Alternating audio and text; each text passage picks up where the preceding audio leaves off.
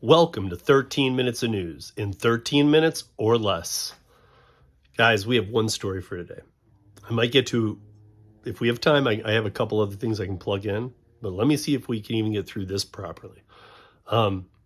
This is a long, ongoing saga that finally has closure to the chapter. We need to talk about the legal saga of Uber's fatal self-driving car crash in Maricopa County, Arizona in 2018. Now, on ridesharerodeo.com today, July 29th, I have posted, the post there is about this, and it has 3 articles inside of the post, of which, from those 3 articles, I'm going to discuss what happened, where we are, and see what comments you guys have about this, and please share them below. I really want to, please guys, every comment you have after listening to this, or whatever you might know about it, or add to it, or whatever you want, please comment. This is a video to comment on for sure. So we've talked about it many times, maybe not on 13, but on the audio podcast, on the roundtable, on other things. We've talked about this. It has been more than 5 years since the Uber self-driving car struck and killed a woman who was walking her road across a bicycle, walking her bicycle across a road in Tempe, Arizona. Excuse me, folks. The death of this person instantly turned into a very big question that I often ask. Where's the blame lie? Who is it blame here? What's going on? So on Friday, yesterday, we got an answer.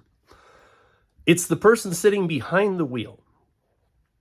Now, we had long questioned this. If you're not real familiar with the situation, let's roll through this. But I think that the 3 articles that are posted on Rideshare Rodeo, if you have any questions or want to fill in any blanks, if I leave any, just go to ridesharerodeo.com, look at today, July 29th's post, and please ask questions, leave comments, everything.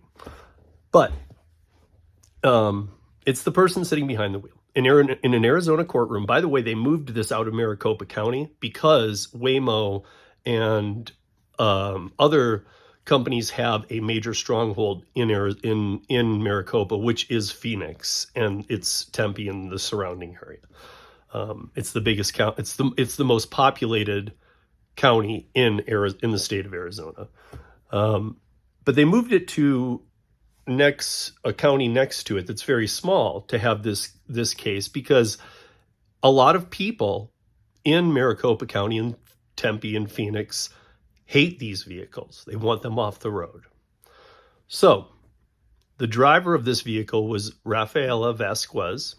We've talked about her before, but there's a little more we're going to bring out here.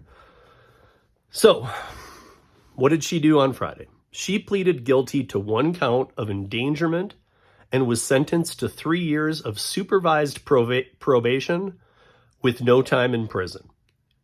In Arizona, endangerment is defined as recklessly endangering another person with a substantial risk of imminent death or physical injury. In the Arizona case, the plea deal saves all parties from a trial's uncertainty. If a jury had found Vasquez guilty of the original felony she was charged with, negligent homicide, she would have faced 4 to 8 years in state prison.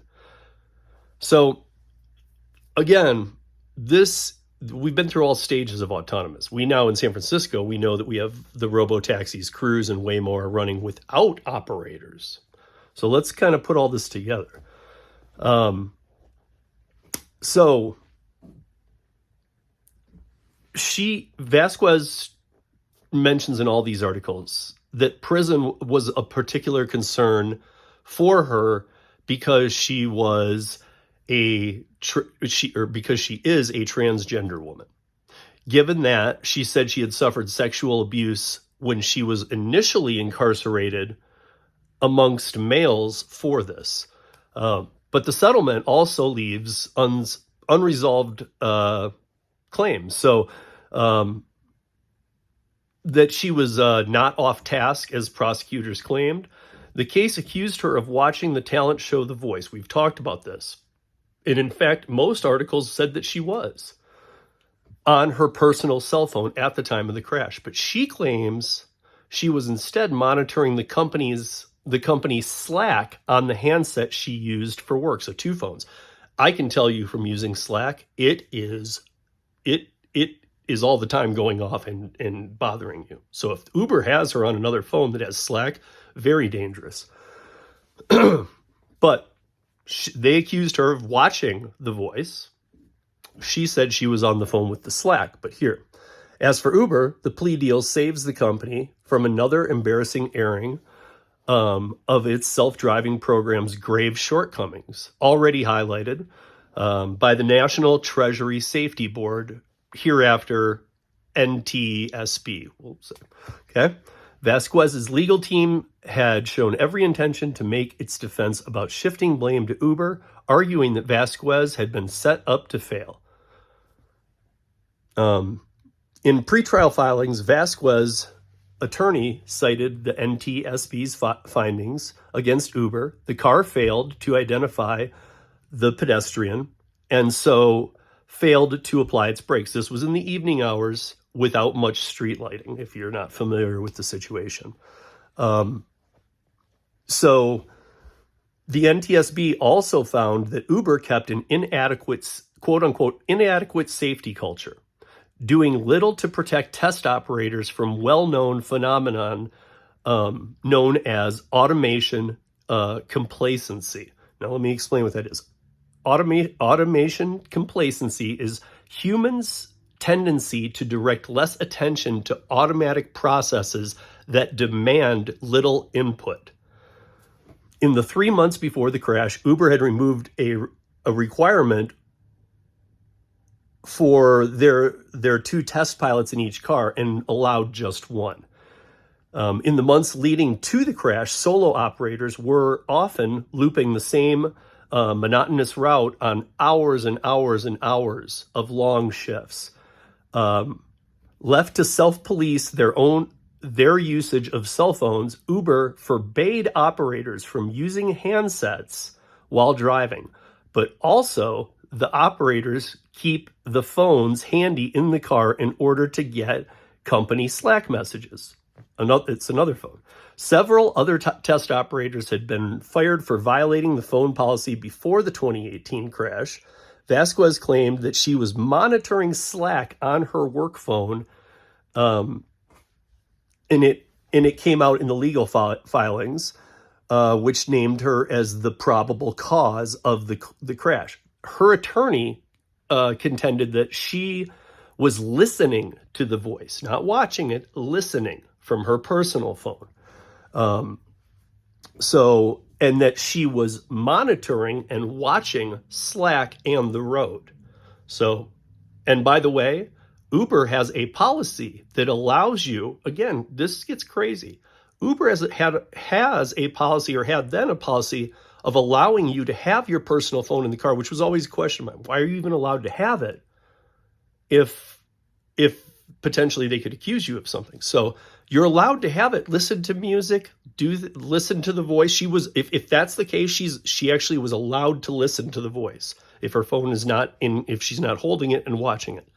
She was holding the phone with Slack for Uber. She was watching the road and the Slack as she's supposed to.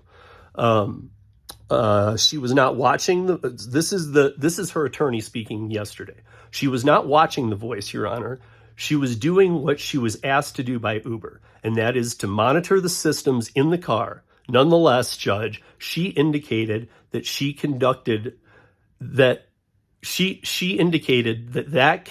conduct itself was reckless. She acknowledged yesterday, and she's accepting responsibility for that.